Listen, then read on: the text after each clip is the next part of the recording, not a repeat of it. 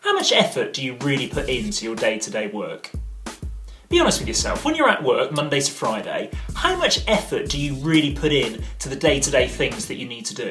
This week, I want to talk about the benefits of going the extra mile when you're in the workplace. Now, what do I mean by that? Well, in the past, and I think a lot of people can relate to this, I've had jobs where I've gone in, I've done whatever it is I've been asked to do, but I've kind of done it in second gear. I haven't really put all that I could into the day-to-day tasks. I've just kind of been on autopilot. I've been on cruise control going through the day without really breaking much of a sweat. Now, the opposite of this is doing what one of my favourite YouTubers suggests that you do to be successful. He's a guy called Tai Lopez. Check him out if you haven't. He says that the key to being successful is to make everything you touch turn to gold. Now, what does he mean by that? I don't think he literally means you go around and everything you touch literally turns into a gold bar. What he's saying is you need to make sure that everything you do has a positive outcome. Now, this doesn't have to just be the tasks that you do day to day in your job. It can be the conversations you have. It can be the way that you deal with people. Now, I'll give you an example. I was in the supermarket a couple of weeks ago and I was queuing up at the till, and I could see the girl on the till at the front couldn't have been more than about 18 or 19 years old. She had kind of like a black bob haircut with purple streaks going through it. She had a couple of tattoos I could see on her sleeve area, and she had a nose piercing. Now, I looked at her and I just thought, typical teenager, part-time job in a supermarket, I'm not really going to expect much here. So I get to the front of the queue, and the first thing she does is she looks me straight in the eye and says, "Good evening, sir, how can I help you?" Now, believe it or not, that actually took me aback. I wasn't expecting her to actually take that much of an interest or make that kind of personal connection. Then she starts packing my bags for me without even asking. Some of the staff in supermarkets don't even do that. They just give you a bit of a grunt and they just expect you to get on with the packing and they start throwing the stuff through. She actually started packing the bags for me and even said to me, "Would you like your bags packed a certain way? Is there anything else I can do to help?" And for me, that actually made quite an impression.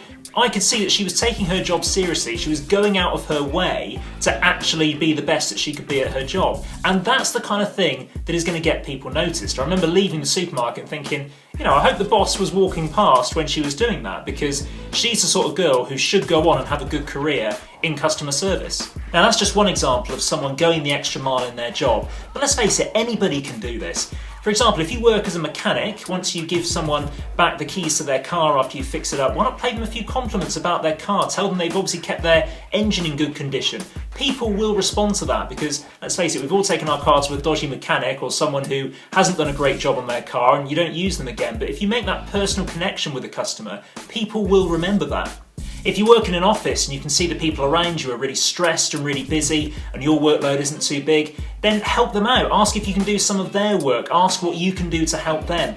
That will get you noticed. Now, if you're not actually in work at the moment, say if you're a student, why not forego a night of socialising this week or a night at the bar and actually spend a bit of time reading up on what it is you're going to be covering over the next couple of weeks, or put an extra couple of hours a night into an essay that you're writing.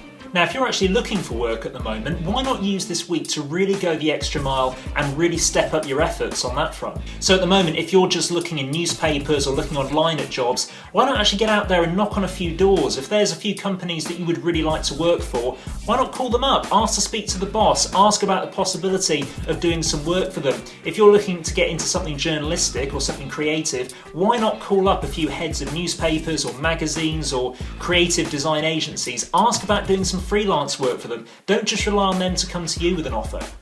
I passionately believe that what you get out of life is what you put in. So this week, really challenge yourself to go that extra mile in your work, double down on your efforts, and I guarantee you'll see some positive results. Now, I would like to hear from you. What areas of your work life can you really go the extra mile in this week? Maybe you're one step ahead. Maybe you've already identified an area where you can actually go the extra mile and it's already starting to pay off. As always, leave us a comment, have a fantastic week, and we'll see you next time. If you found this useful or helpful, then like and subscribe to the channel. You can also find us at Twitter, Facebook and Instagram.